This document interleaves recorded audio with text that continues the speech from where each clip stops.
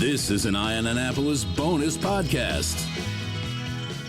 Joining us on the phone today is Melody, who is the lead singer for a band called Liliac, which will be coming to the Rams Head OnStage on Friday, July 1st for a single show, 8 p.m. Doors are open at 7. And before we get into it, I want to let everybody know that there is a low ticket warning on that. There are very few tickets that remain. So after you hear this, ramsheadonstage.com is where you want to go to make sure that you get your tickets, because this will be a fun show that you don't want to miss. Melody, welcome. Hello, welcome. Oh, thank you for having me here. This is great. And you're out in California now, right? That's where you started.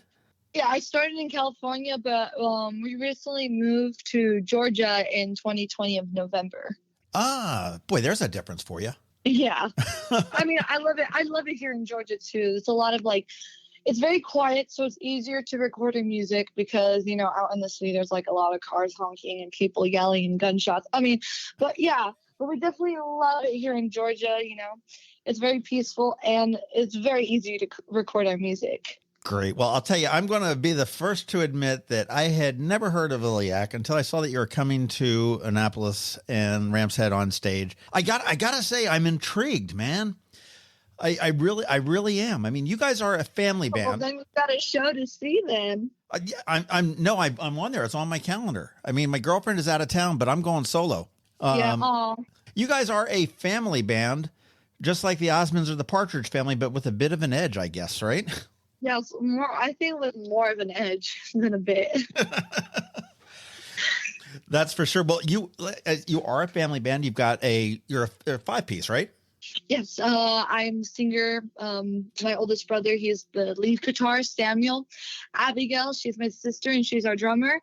Then I got two younger brothers, Ethan, who's the bass, and Justin, who plays the keyboards. How old do you guys range from? We range from 14 to 23. Holy mackerel. This is amazing. And I'm blown away that this is your third tour that you're getting started on, or I guess you're in the middle of it. I'm very excited on this one because I feel like this one's going to be really good since we progressed a lot since our first other two shows. We got a lot of I won't spoil it too much, but there's a lot of stuff that you're going to be excited to see. Oh, cool. Well, how did this all start? How did you guys, were you all in the cribs and stuff like that? And, playing. Well, yeah, something like that. More my dad, he was always into music when he was a kid. So when he had all of us, he created his own studio and started recording clients, but then we started kind of fitting off of that. So then we're oh, I want to sing, I want to do this. And then later on in the future, my dad's oh, might as well, let's make you guys a band. So he gave us all of our each instruments and what to play in the band. And magically he chose correctly because that's what we all fell in love to do. Wow. Yeah. Man, that's sort of there's some sort of guru stuff going on there. Right. That he had to know. It's there. like a psychic vampire, a vampire psychic. Well, I'll tell you, all of all the genres of music out there, metal was not overly popular when you guys were growing up, was it? Yeah, I don't think it was. When we were growing up, when we were listening to, it was more like the apple bottom jeans and boots, right. All the 2000s music. But then later on in life, when we started learning instruments and music itself, we started expanding what other music is there, So my dad was putting up Queen. That was the first one. And then my dad's I heard about this band called Metallica. So he played a few songs and he really loved it and he showed it to us. And then after that, we started all kind of researching all these different kinds of metal bands and rock bands. And then when I was 15 years old, that's when I discovered about Ronnie James Dio, because I overheard my dad and the music producer in Downey over talking about Ronnie James Dio and the band Dio, So my dad played some of his songs and I was wow, I love his voice. I want to sound just like him. So yeah, Ronnie is my main inspiration on vocals. So I learned a lot of his songs. I listened to all of his songs. So yeah, if you say one song, I would know exactly what you're talking about, or I'll catch up with singing on it. That's awesome. Well, you said you're down in Georgia now. Yeah. Did you have to move out of LA because you pissed off the neighbors with the heavy metal next door? Or? Actually, it was so funny because one time we did a live stream because we used to live in a 3-bedroom apartment with like 7 people in the family. So like we had like all our band stuff in the living room, and it was like super crowded. And then one time we did a live stream, right? And we started playing the music, and then I think the neighbors called the cops on us because the cops was knocking on our door.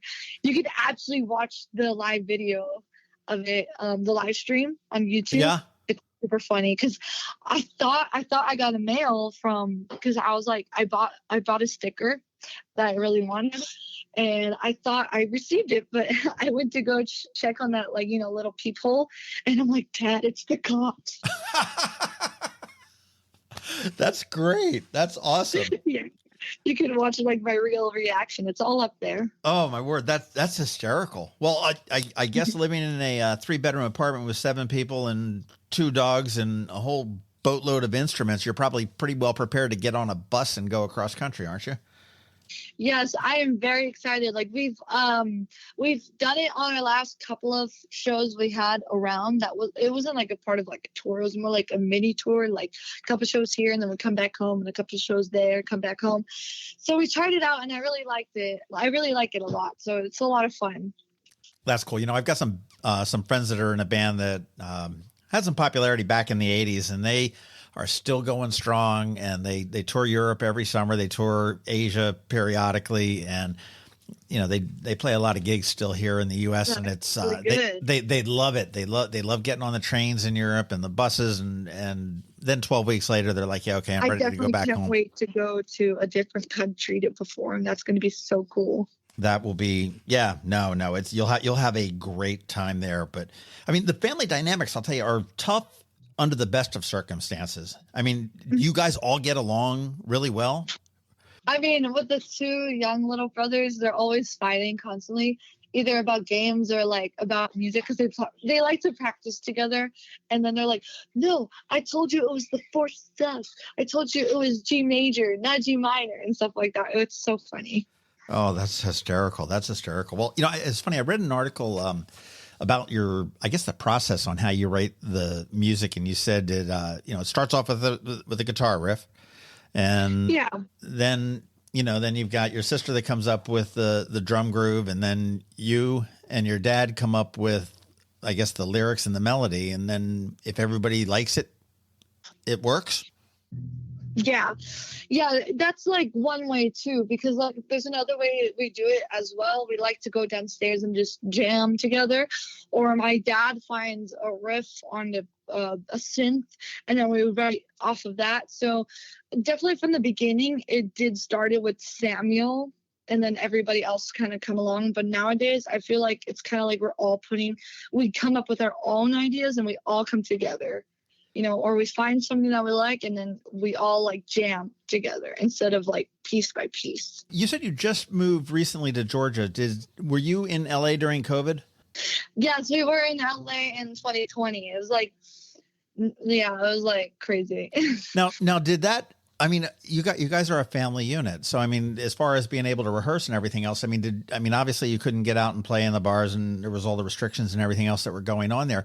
But I mean, did COVID really put a whammy on you, or did that give you an opportunity to really sort of hone yourself? And I mean, you mentioned that coming up at the show on July 1st, there's some new cool stuff that we're going to hear. I mean, did that give you the benefit to be able to do that? Yeah, definitely. During the COVID pandemic, we didn't get a lot of shows because everything was closed down, but it did give us a lot of time to record our Queen of Hearts album, which is out on Spotify, Apple Music, and all our digital platforms, by the way. But yeah, it gave us a lot of time to definitely practice more and work and record everything that we needed to finish for our 2nd album. I'll tell you what, I know I don't want any spoilers here, but what can we expect at your show on July 1st at Rams Head? I mean, this is all part of the Moonlight 2022 tour, right? Yeah, you're definitely going to hear some new songs that we just wrote that we're planning to put on our 3rd album. So you're definitely going to hear that. But like the site, I don't want to spoil it. It's like it's kind of like a show, so you got to watch it. I love a performance along with a concert. And I was looking at your tour schedule. I mean, you guys are pretty much on the road through the beginning of September. And is that you're working that into school breaks, or how does that work? Well, I don't go to school.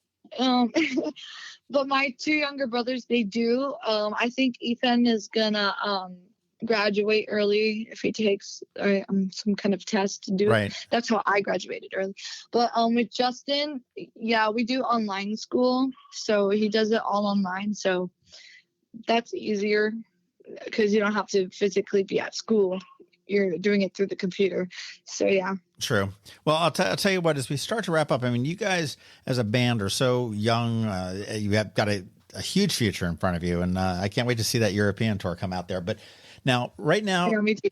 if Melissa or your dad called you up and said, hey, Melody, we got a spot to open for a band on tour, and it can be any band, past or present, who do you pick? I would pick Dio. Really? Yes, I would pick Ronnie. He said past or present. Yeah. So I would definitely pick Dio because Ronnie is my inspiration. It would be so cool if I would have opened up for him and then watched him. I'd be like, can I sing with you? All right. Yeah, definitely Dio. All right. Was that your dad I heard in the background? Yeah. Yeah. Come on, be honest. Okay. You won't get in trouble. Is he a stage dad or is he pretty cool? He's both. He's both.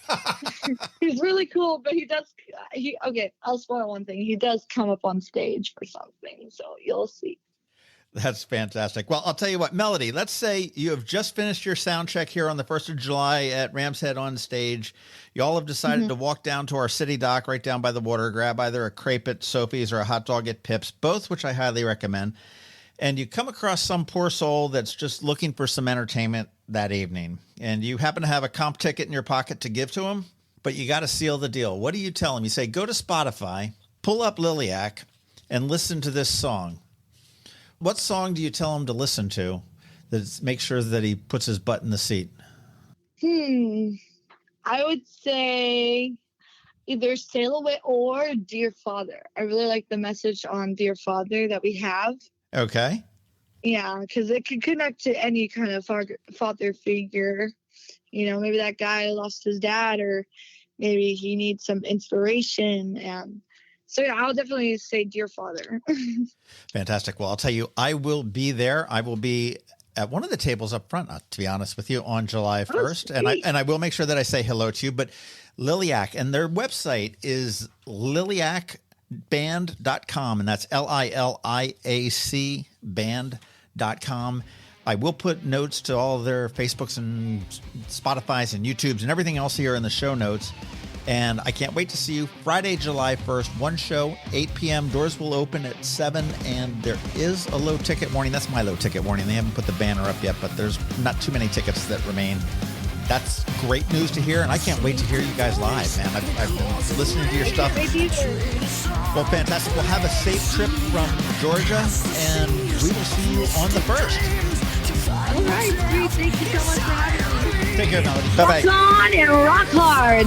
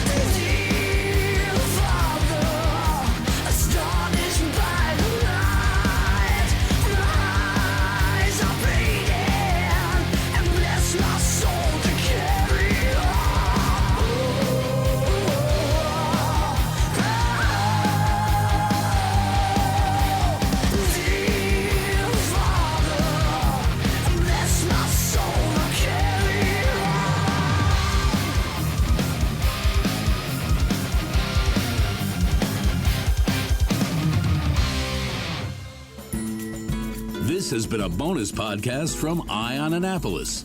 Please visit us at eyeonannapolis.net. Follow us on Facebook at All Annapolis and on Twitter at Eye on Annapolis. And if you haven't subscribed to the Daily News Brief podcast, go for it. And all of your local news will be delivered to your phone, tablet, or smart device by 6 a.m. every Monday through Friday.